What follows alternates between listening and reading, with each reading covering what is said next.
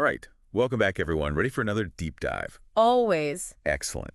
Today, we're taking a turn into a fascinating and, let's be honest, slightly steamy area where astrology and sensuality collide. Ooh, sounds intriguing. It is, right? Yeah. We're talking about how your zodiac sign might be influencing your desires and preferences in, shall we say, more intimate matters. Okay, I'm definitely on board with this. Perfect, because our guidebook for this exploration is Kinky Cosmos, sexual kink astrology for every sign. Kinky cosmos, huh? Yes.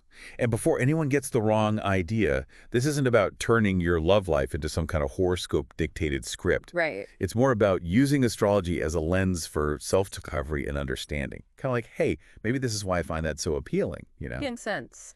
So the basic premise of Kinky Cosmos is that each zodiac sign's unique traits and tendencies actually show up in how we approach intimacy. Okay, I can see that. Right. Like think about an Aries. They're known for being bold, energetic, even a little bit dominant sometimes. Oh, definitely. So, according to Kinky Cosmos, that Aries energy might translate into enjoying taking charge in the bedroom or being drawn to more assertive roles. Interesting. Now, contrast that with, say, a Pisces.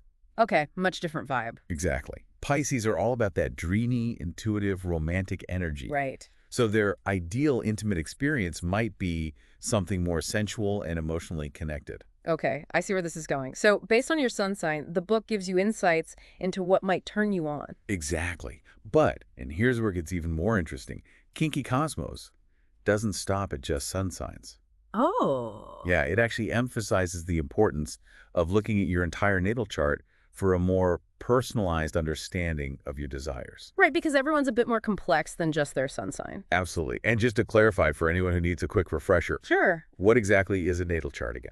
It's like your own personal cosmic blueprint. Okay. It's a snapshot of the exact position of all the planets at the moment you were born. And this, specific planetary alignment creates this super detailed picture of your astrological influences, including the parts that affect your sensual side. Ah, okay. So sun signs are like the broad strokes, and the natal chart fills in all the little details that make you you. Exactly. And Kinky Cosmos uses that deeper level of understanding to get really specific with its suggestions. Okay, give me an example. All right, let's take Taurus. Taurus loves everything sensual and luxurious, right? Mhm. So the book suggests that a Taurus might find immense pleasure in something like a slow, indulgent massage, where the focus is really on touch and texture. Sounds divine. Right. But now let's flip to Gemini. They thrive on mental stimulation and variety. Okay, so a massage is probably not their thing. Probably not. For a Gemini, things like role-playing or even just exploring fantasies through conversation could be much more stimulating. Fascinating. So it's not just about physical sensations, but Mhm. also the mental and emotional aspects of intimacy. Exactly. It's a holistic approach, which I really appreciate. Now, speaking of holistic, I have to ask about this whole cosmic events thing. Ah, yes. Kinky Cosmos talks about how moon phases and planetary alignments can influence our experiences in the bedroom. How does that work? Think of it like the moon's gravitational pull affecting the tides. Okay, a powerful force. Right. And in a similar way, these cosmic events, they have subtle influences on our energy, our emotions, and even our desires. I see. Like a full moon is often associated with a surge in energy and passion. Ah, that makes sense. So naturally, that can definitely spice things up. Got it. So we've covered signs, natal charts, planets, Mhm. and then there's this other layer that the book brings in, the Wiccan Wheel of the Year. Right. Now, I'll be honest, I'm not super familiar with that. Could you give us a quick rundown? Sure. The Wiccan Wheel of the Year is an ancient system that honors the Earth's natural cycles and the changing seasons. Okay. And what Kinky Cosmos does is it suggests that by tuning into these rhythms of nature, we can connect with our own internal cycles of desire. I see.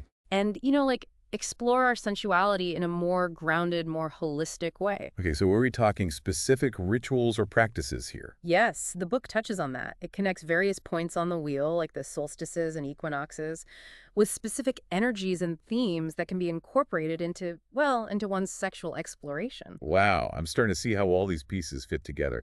Astrology, nature, our own desires. It's like this multi-layered approach to understanding ourselves and our partners on a deeper level. Absolutely.